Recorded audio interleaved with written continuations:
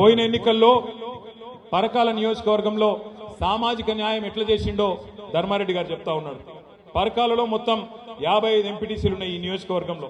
ఆనాడు పోయిన ఎన్నికల్లో 55 ఎంపీటీసీలుంటే 32 ఎంపీటీసీల్లో బీసీ సోదరులు నిలబెట్టి 58.15% ఆనాడే రేవంత్ రెడ్డి ఇంకా గాఢ నిద్రలో ఉన్నప్పుడే 58.15% ఎంపీటీసీలలో బలహీన వర్గాలకు పరకాలలో టీఆర్ఎస్ పార్టీ అవకాశం ఇచ్చింది.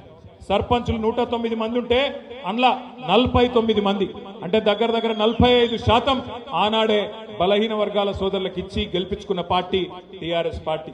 6 మండలాలుంటే 6 జెడ్పీటీసీలకు గాను 3 మరి బలహీన వర్గాలకు ఇచ్చి 50% బలహీన వర్గాలకు ఇచ్చుకున్న పార్టీ బీఆర్ఎస్ పార్టీ.